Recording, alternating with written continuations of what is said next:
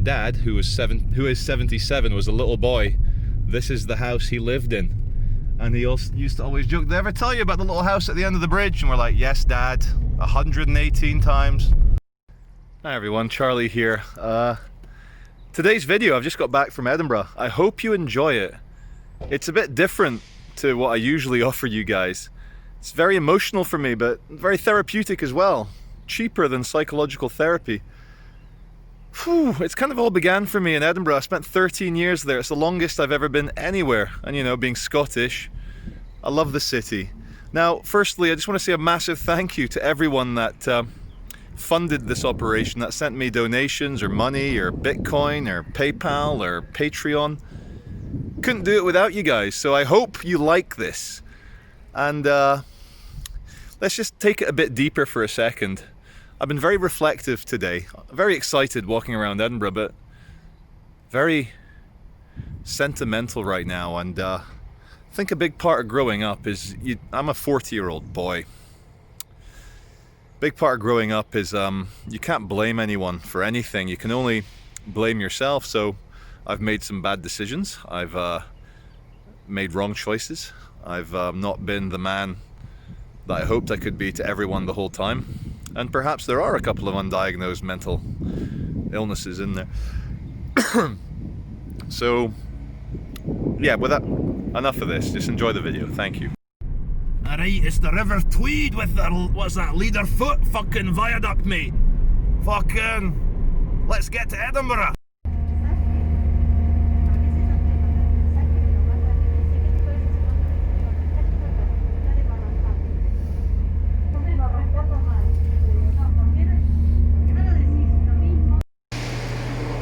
Edinburgh Waverley Station we've got here. Let's get out. So I've been in Edinburgh just for a few minutes now and just leaving Waverley Station. And a couple of things I like. The public toilets are free, and the announcements that talk about face masks, they say, please don't bother or harass people not wearing a mask, because you don't know whether they're exempt or not. And I think that's a nice touch. You don't get that in England.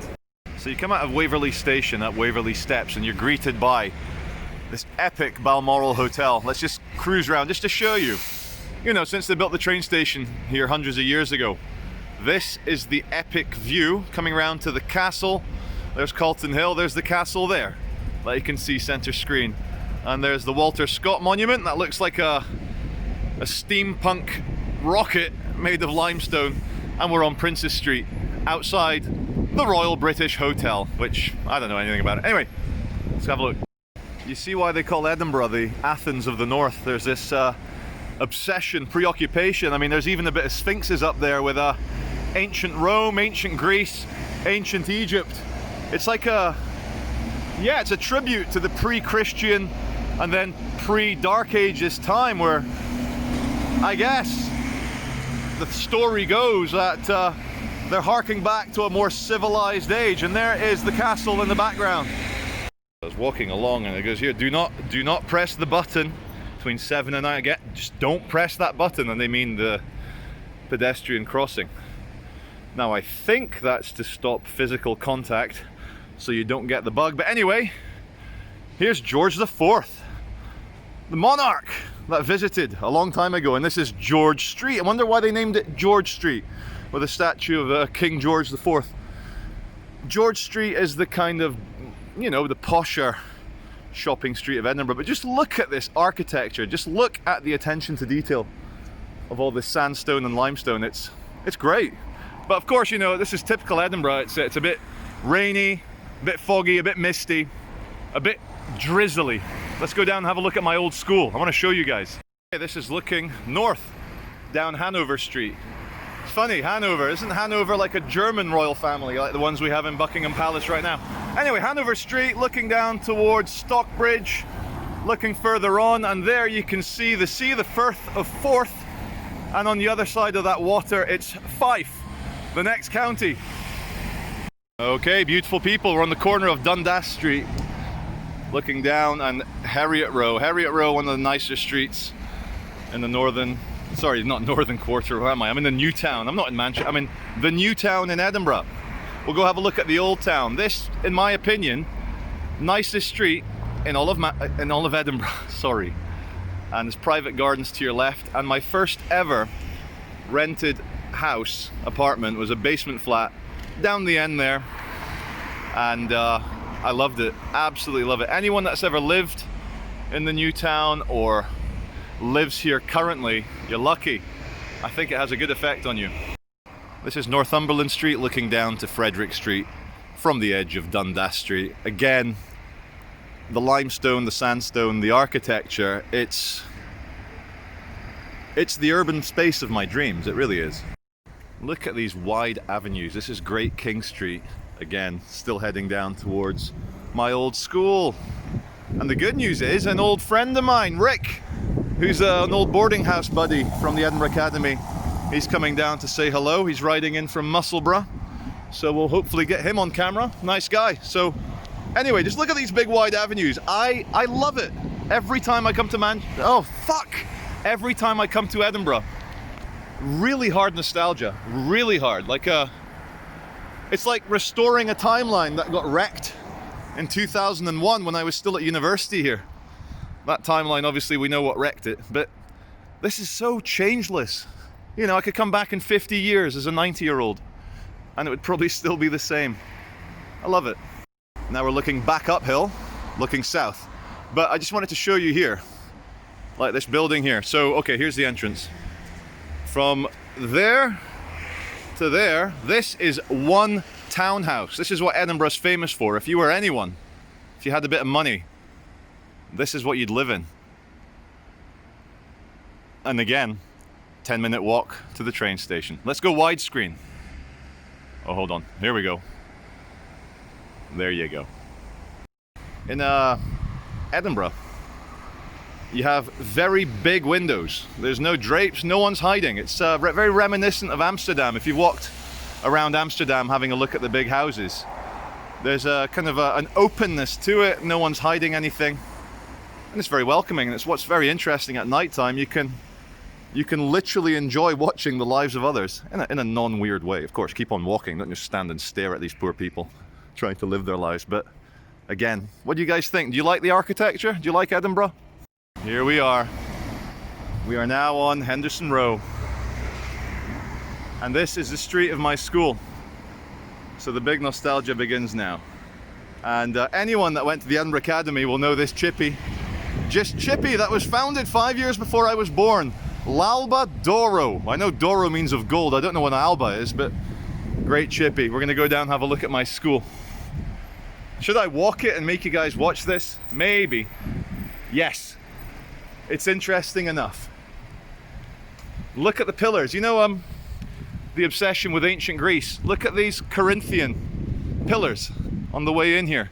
Now, I know it's not just Edinburgh. You know, US Congress, the Lincoln Memorial, the White House. Again, everything harks back to this ancient Greek, ancient Egyptian, ancient Roman time. Now look at this. Look at these succulent plants on this chair. Look at this. Look at this. Bonsai tree. I love it. Absolutely amazing. This is right next to my school.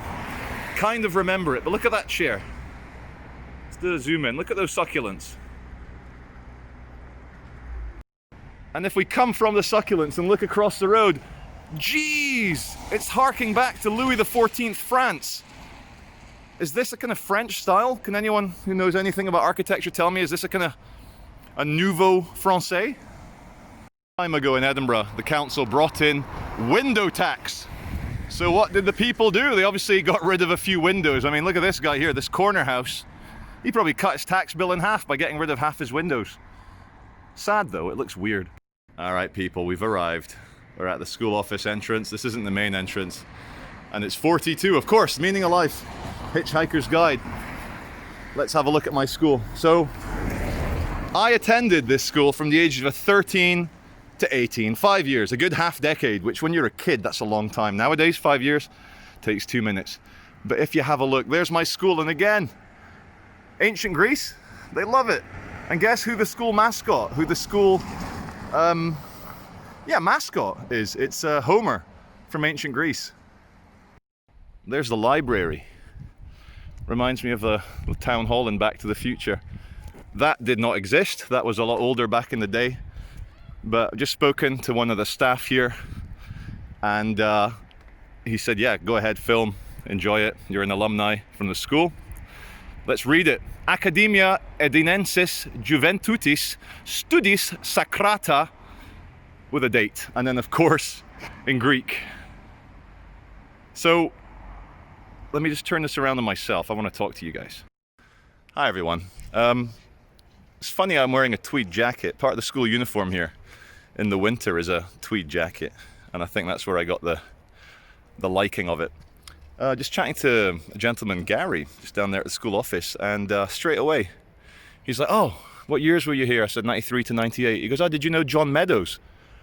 And I was like, yeah, that's his name. I've been looking for him. In my brain, he was my English teacher at the top of Donaldson's building. And Mr. John Meadows, this one's for you. I loved your passion. You weren't just a teacher. You were hyper passionate about the books you taught us to read. You taught me Of Mice and Men by John Steinbeck.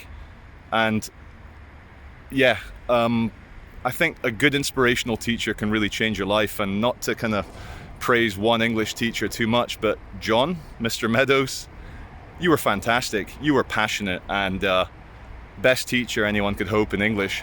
And maybe thanks to you, I've got this ability to talk nonsense, unscripted, to a camera. So a few things have changed. I think this school is now fully co-educational, both genders. Back in my day, it was a boys' school.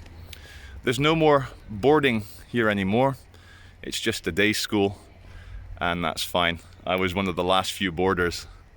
And by boarders, obviously boarding school, where your parents send you away for a couple of months at a time to go live in a house with a bunch of other reprobates. Sorry, students. So no, very good.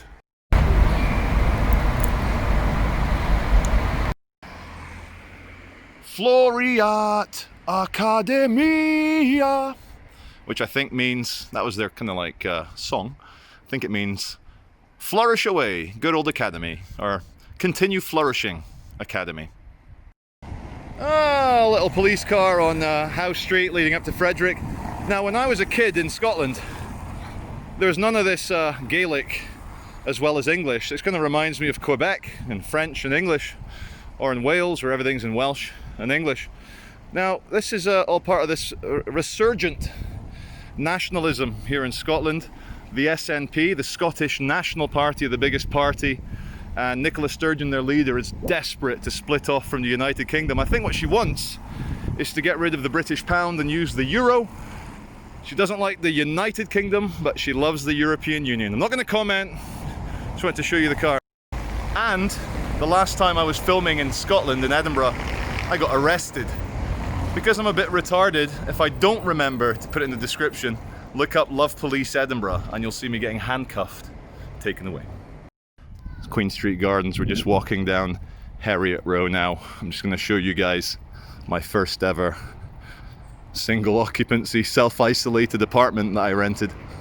This is India Street looking down towards Jamaica Street. Many street names named after the assets of the British Empire. Get this, that's my old flat. My first ever flat I rented as an adult after university. Obviously there's Darnaway Street, Retty office, and my old landlady that shouted at me for smoking in there. It went up through the fireplace.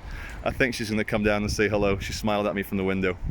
But yeah, love it. Yeah, my old landlady came to the window and we had a good chat, and she remembers me. Oh, and I didn't mention that I pissed her off by smoking, and the smoke went up through the fireplace and she had to come down and shout at me.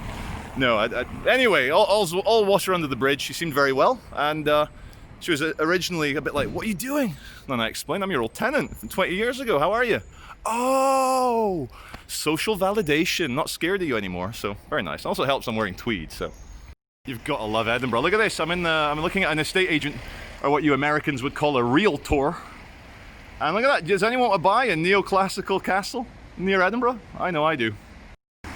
Check this out, guys, the bloke, the Sir, the Simpson, who invented chloroform, used to live here on Queen Street. How cool is that? Soaked in history, drowning in history. Okay, we're on the main shopping street, Princes Street. Not princess, princes, plural of prince. And look at Edinburgh Castle. That's your view. When you're buying bullshit you don't need, at least there's some epic 1,000-year-old history in the background. You see, trams did not exist when I was a young warthog. Oh, ding, ding, ding, motherfucker.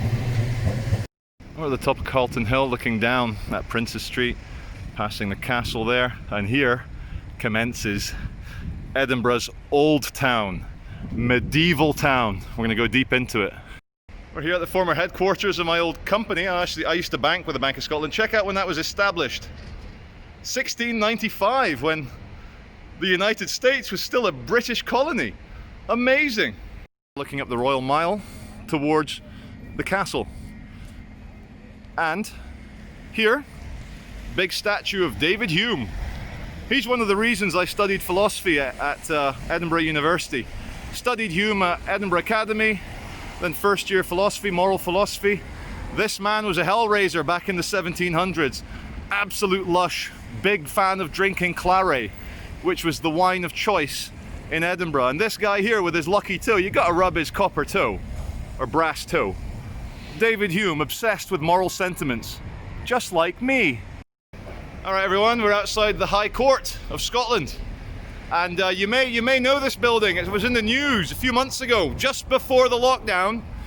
There was a former SNP leader called Alex Salmond. Very fishy character, but anyway, he was accused of, you know, he got swept up in that whole hashtag Me Too. A lot of historical sexual assault allegations, rape allegations. Alex Salmond protested his innocence. He was tried at the High Court and he was acquitted, which means he was innocent. So just interesting, here I am, seeing this building on BBC News, oh look at that little peace barrier. So it's funny, while we're talking about courts in Scotland, Scottish law, obviously it's based on common law, but it's different to English law. There's actually 3 outcomes when you go to court. There's guilty, innocent, and not proven. What that means is we know you fucking did it, but we can't prove it with enough evidence. So you don't want a not proven. That's kind of like a kind of tarring of the brush. They can't convict you, but they know you fucking did it. Sorry for swearing, sorry, before I get arrested. You know what, I was going to tell you guys a story, and luckily some very knowledgeable cultural tour guide said the truth. This is the heart of Midlothian. Now there's 2 big football teams in Edinburgh. There's Hearts and there's Hibs. And when I was a kid at school, I had a friend called David who was a massive Hibs fan, and we walked past here and he spat on this. And again, it's this ancient sectarianism between Protestants and Catholics. Absolute bullshit. It's the same man, isn't it? Jesus. So the tour guide said, no, you don't even want to spit on that now, not during the fucking pandemic. Big business in Edinburgh is Cuban cigars. Look at it, all brand. There's loads of these shops. Here's just the most Cuban one. Now, the reason is Edinburgh is a massive attraction for American tourists. And what can Americans not buy? Cuban cigars, because of the embargo from JFK back in the 50s and 60s. So when the American tourists come to Edinburgh, they smoke the real stuff. Here's some good old medieval buildings for you guys. Who knows how many hundreds of years, but again, we'll look down. Advocate's Close. Is that a lawyer, is it? Advocate? Devil's Advocate. And we're looking down towards Princes Street down there. Now, blah, blah, blah, 1593, there you go, nice and old. That's the end of the Dark Ages, the medieval times, and the start of the modern era. During the Edinburgh Festival, which is August, we're now in October obviously, but during the Edinburgh Festival, all of the street is like this. Millions of people. Population of Edinburgh is about 500,000. During the festival, it's 1.5 million. And big complaints because all these houses you see, every single one pretty much is Airbnb to make thousands during the festival, and the local residents don't like it because it's a bit transient. So, big argument. Freedom, people will sometimes choose whatever the best earner is. Look how old this sign, Mary's Chapel. It's just ancient. Anyway, back to the Royal Mile. We're going to go down now, have a look at the Scottish Parliament, one of the ugliest buildings in the world. They said it would cost 40 million. Guess how much it ended up costing? 400 million pounds. And that's in 1997 millions, which now that's about 800 million in today's prices. God damn it. Anyway, more peace barriers. This is all festival stuff still left here. You oldie, very old. Look at that. Medieval buildings here in the old town. Let's see if we got, oh, there's a little fountain. Have we got any dates? Come on, it'll be old. 1675. Not as old as I'd like, but still older than, oh, look at this. Life ye God above all, and ich nicht bochterlich as if yourself. Alright guys, 10 points for any of my viewers that can tell me who John Knox was and why he's important to Edinburgh, or why he's known to Edinburgh. Okay everyone, it's worse than I thought. It looked, well, it still always looked rubbish, but it looked okay when it was brand new. It's already starting to get a bit tatty, starting to get a bit rough. Now, was the architect on crack when he made this? There's no flow, there's no proportions, there's no fractals, there's no scale. It's as if someone was trying to be anti-aesthetic, unaesthetic, on purpose. Have you seen the weird ass little windows as well they've got? There's someone filming up there. Again, it's just weird. It's just a modernist, I don't know what it is, how you describe it, but it's ugly. 400 million in the 90s money to make this thing. We're gonna come around the front, you know, being the Scottish Parliament. Oh, look, there's protest. Oh, I'm in my element now. I didn't know this was gonna be here. But you've got your Nigerians. Big up the Christians. Good luck, guys. So you come round, you've got your cops, you've got your GMB. Hey guys, you right? Now, as I was saying, I think these are the... Oh God, they're shouting. Let's see what the cops have got to say to the Nigerians.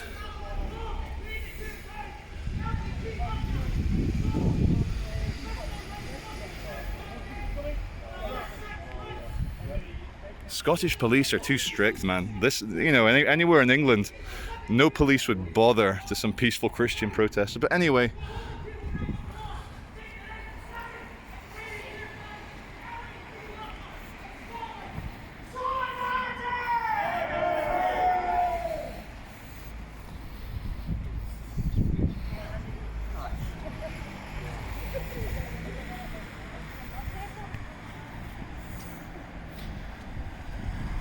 oh yeah, there's the bamboo entrance.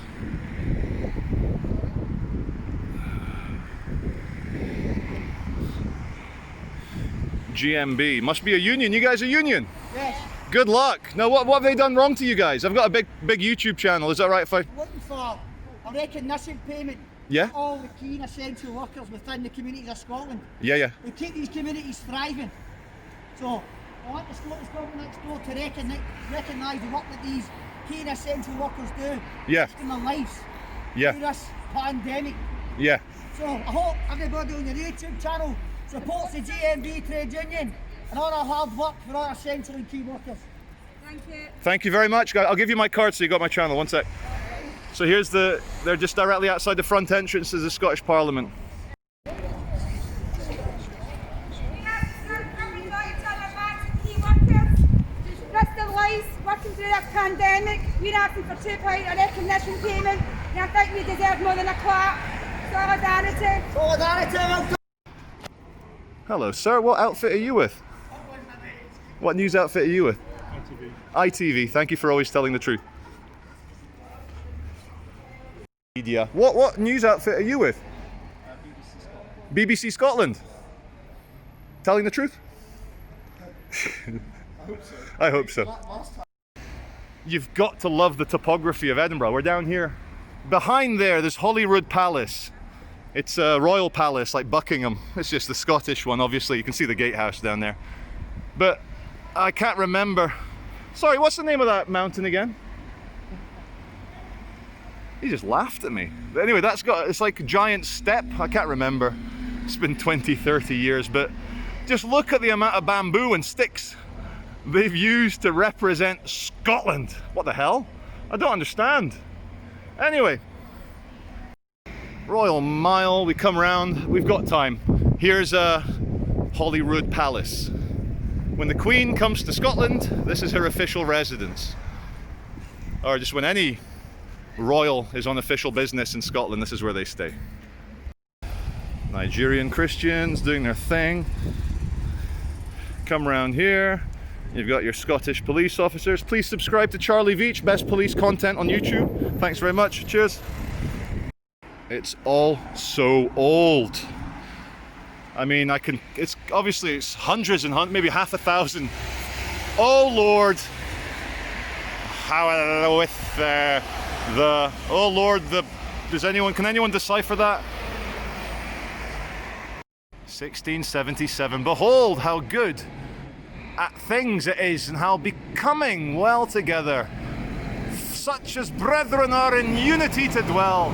It is an honour for men to cease from strife. I agree. And this is 11 years after the Great Fire of London. Fix the white balance here, automatic white balance. It's anyway, everyone, this is the top of the Royal Mile. That is Edinburgh Castle. And I'll show you guys the Firth of Forth in a second. Alright guys, we are looking south towards the Pentland Hills. And as my friend Rick has said, when the English invaded, the Romans came up to attack the Celts. They'd come from the Pentland Hills down there. There's the entrance into Edinburgh Castle with the two kings. Probably one of them will be Robert the Bruce, I can imagine. Okay everyone, we're outside Edinburgh Castle. The 1 o'clock artillery gun, they fire a big blank down over the city. And I think that was to tell all the workers of Edinburgh that it's lunch break. So always like the 1 o'clock gun. If you're actually down on Princes Street, you can get a bit of a fright because it does sound like a bomb going off. Of course, it's a artillery piece. So it is now 12:58. Just gonna film, hopefully catch it. I can't stop filming because as soon as I stop filming, I'll miss it. So just bear with me. I'll keep it mobile because otherwise you'll get bored.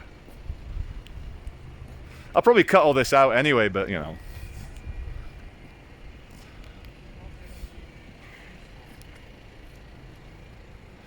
Okay, we'll reverse slowly into the castle.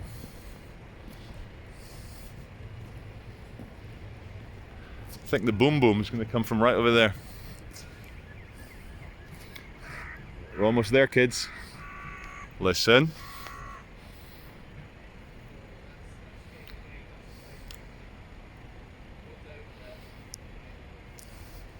In a minute's time. It's good to be back. Hanging out with an old schoolmate, Rick. Catching up. He was in China for 10 years. He came back to Scotland in January just as the pandemic was starting, well, the epidemic was starting in China. And all his business, all his life is in China. He's not been allowed back for obvious reasons. So we've all been affected in our own strange ways. Listen out for the gun.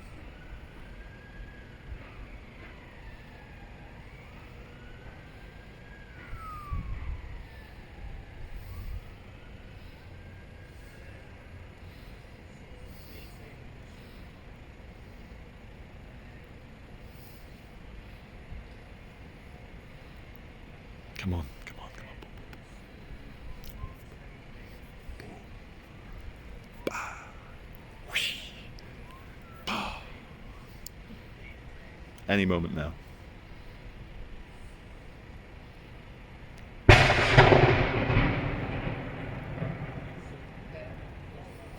We got it. Everyone, we're in Bristow Square. This is Edinburgh University. Again, my alma mater. I am the alumni of this place, and this building here, McEwen Hall, probably something to do with the brewery, probably, and that's where I graduated. So my very proud parents, me in the gown, lots of photos, and I remember the speech from the rector of the university, or the president, or whatever you call governor, saying that a degree from the University of Edinburgh is the world's greatest bullshit detector. Now the irony is, I believed in conspiracy theories for a long time, but that bullshit detector finally kicked in. But it's a beautiful place. Alright, we're here at the medical school at the University of Edinburgh. Now, I was lucky enough to do an outside course called Forensic Medicine. And the lectures were here in this amazing building. So I love everything in Edinburgh is amazing like this. So forensic medicine, I learned it in here, in the medical school. And funny story, there was an autopsy that we did as part of our forensic medicine of a human being at the Royal Infirmary, the old one, which is all now expensive apartments. And I arrived late.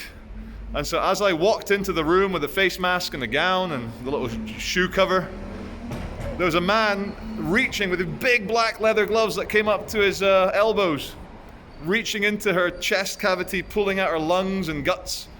And as he threw it on the table, I fainted. Not good. Very weird. But anyway, I regrouped myself and yeah, I don't recommend it. Autopsy is very strange. But anyway, we're here. Trip down memory lane, and that's it.